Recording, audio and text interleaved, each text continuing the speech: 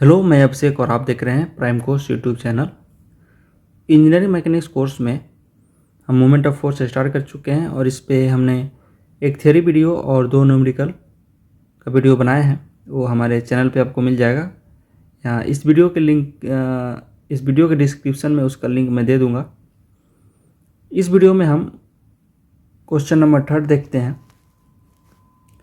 A uniform wheel of, ये 80 नहीं है, थोड़ा करेक्शन कर लीजिए, 800 mm dia, weight 8 kilonewton rest against a rigid rectangular block of 200 mm height as shown in figure।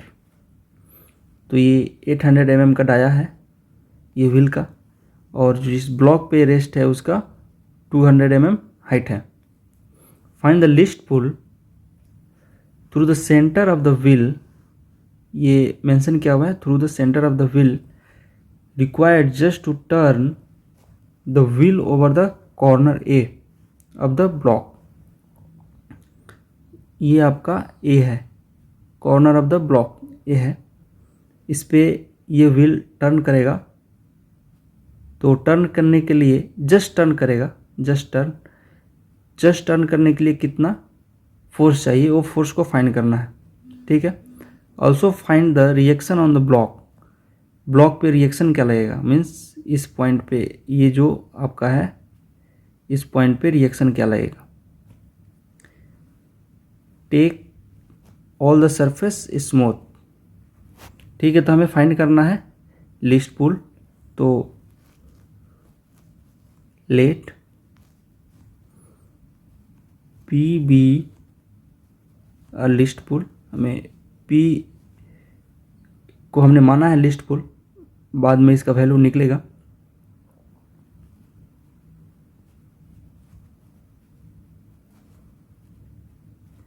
In kilo Newton. ठीक है, और इसको सेंटर से फाइंड करना है।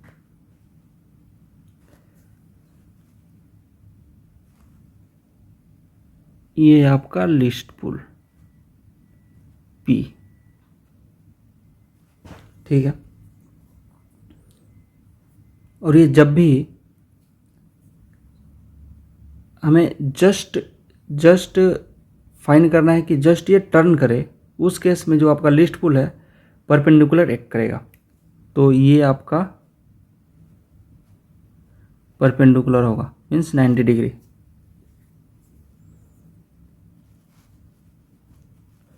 For least pull it must be applied perpendicular या नॉर्मल। ये आप पॉइंट ओ रख लें, नॉर्मल टू AO। ठीक है, और क्वेश्चन में ये दिया हुआ है कि ये ब्लॉक का जो वेट है वो 8 किलो न्यूटन है, तो ये डाउन की तरफ एक्ट करेगा, 8 किलो न्यूटन। ओके, अब हम मूवमेंट लेते हैं ये P को फाइंड करने के लिए अबाउट A एंड, और दोनों को इक्वेट करेंगे। मूवमेंट अबाउट A क्या होगा, force into perpendicular distance and equating same.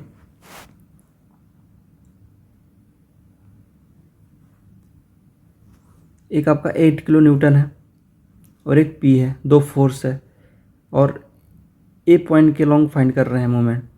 तो क्या हो जाएगा, P इंटू AO आपका परपेंडिकुलर डिस्टेंस है इसमें,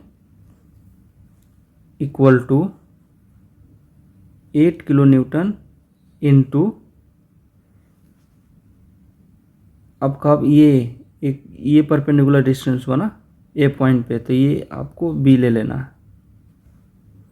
मैं अच्छे से बता दे रहा हूँ।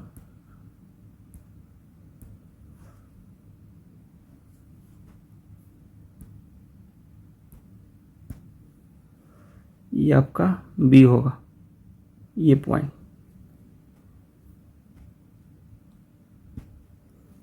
एट इंटू ए बी, ठीक है। अब इसमें ए ओ आपका क्या है, 400 हो जाएगा, क्योंकि ये तो क्या है आपका डाया है, डाया बाई 2 मीन्स रेडियस है ये आपका रेडियस है।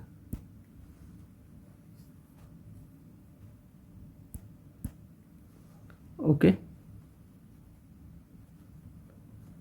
ये आपका रेडियस है। हमें ए भी फाइंड करना है, ए भी क्या होगा हमें फाइंड करना है। तो ये हम मैथमेटिकल रूल्स के थ्रू फाइंड करेंगे। ये थोड़ा क्वेश्चन कॉम्प्लिकेटेड है, लेकिन अगर ये क्वेश्चन आपको समझ में आ गया तो बाकी क्वेश्चन बहुत आसान हो जाएगा। तो हम ए बी मैथमेटिकल रूल्स के थ्रू फाइंड करेंगे। तो मैं उसका डायग्राम बना दे रहा हूँ। एक मैं सिर्फ स्केच बना रहा हूँ। ये आपका ए पॉइंट है, ये आपका ओ है, और ये आपका बी पॉइंट है, और ये आपका 8 किलो न्यूटन है। ये वो तो आपका 400 mm है। ओ बी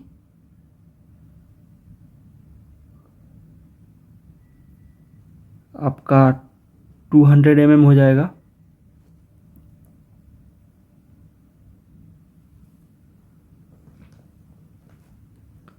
और ए भी हमें फाइंड करना है।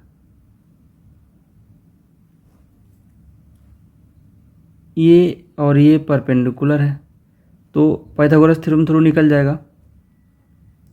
और ये आपका थीटा एंगल हो गया। थीटा भी हम फाइंड कर सकते हैं। थीटा फाइंड करना ज़रूरी है, क्योंकि जब हम रिएक्शन निकालेंगे, ये रिएक्शन निकालेंगे तो उस वक्त थीटा का यूज होगा। तो हम पाइथागोरस थ्योरम द्वारा ए बी का वैल्यू फाइंड करते हैं। सेम डायग्राम मैं यहाँ पर भी ड्रॉ कर दे रहा हूँ। ये आपका ए हो गया, ओ हो गया, बी हो गया, ये आपका theta 400 mm 200 mm, A B equal to √100 400 का स्क्वायर माइनस 200 का स्क्वायर। जब आप कैलकुलेट कीजिएगा तो ए बी इजकल टू आएगा 346.41 mm। ठीक है, यहाँ तक कोई डाउट नहीं है। अब थीटा का वैल्यू क्या होगा, sine inverse 200/400 equal to 30 degree. तो थीटा का वैल्यू भी निकल गया आपका। ये सब बेसिक मैथमेटिकल कैलकुलेशन है, यहाँ से आप निकाल सकते हैं।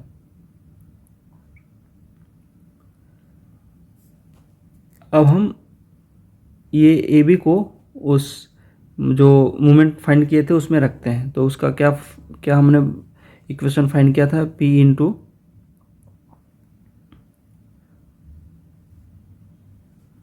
ए O equal to 8 into A B. P हमें फाइंड करना है, तो पी इंटू ए ओ क्या है आपका, ए ओ आपका 400 equal to 8 into A B आपका निकल गया 346.41। यहाँ से जब आप पी फाइंड कीजिएगा तो P equal to 7 kilo newton आएगा। ठीक है, आपको सिर्फ कैलकुलेट करना है यहाँ पे पी को, 7 किलो न्यूटन फोर्स आएगा। अब हमें रिएक्शन फाइंड करना है।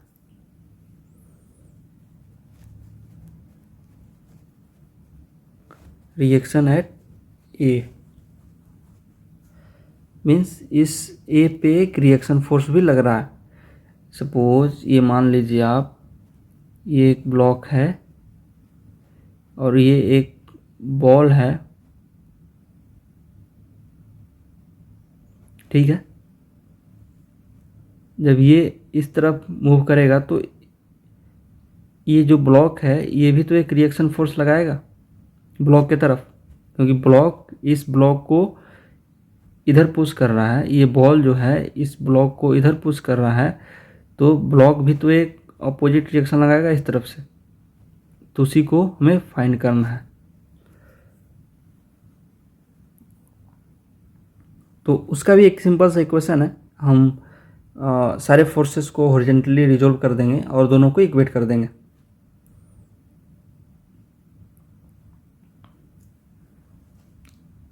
इसी में ये 8 किलो न्यूटन है। तो मैं इसी डायग्राम से मैं आपको बता दे रहा हूँ। इस तरफ पी पॉइंट से perpendicular P equal to 7 kilo newton जो हमने फाइंड किया एक्ट कर रहा है। इसी डायग्राम में हम बता रहे हैं आपको कैसे हॉरिजॉन्टली रिजॉल्व करेंगे। ये आपका थीटा 30 डिग्री निकल गया, ये इस तरफ है। जब आप रिजॉल्व कीजिएगा तो horizontally R cos 30 degree equal to P sine 30 degree होगा। तो R equal to P upon होगा, लेकिन एक चीज़ और लिखना है, P sine 30 degree divided by cos 30 degree.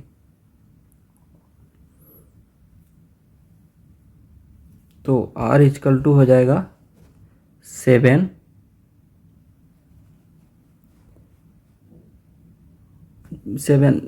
Sign होगा। हाँ, पी साइन 30 है तो 7 साइन 30 डिग्री।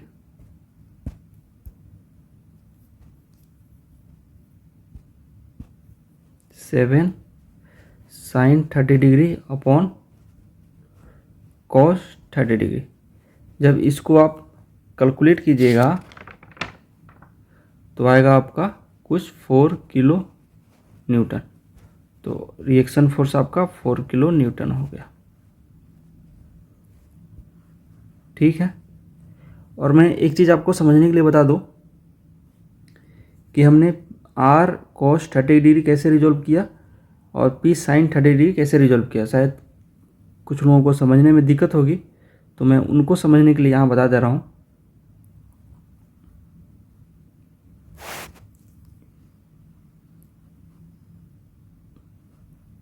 सपोज ये आपका आर है जो इस तरफ जाएगा,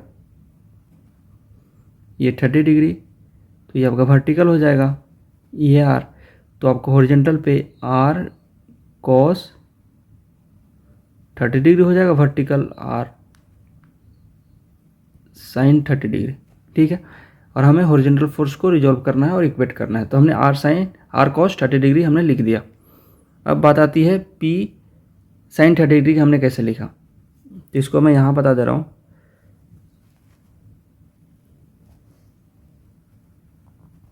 ये आपका P है, ये 30 डिग्री, ये आपका हो जाएगा 60, क्योंकि ये आपका 90 है, ठीक है।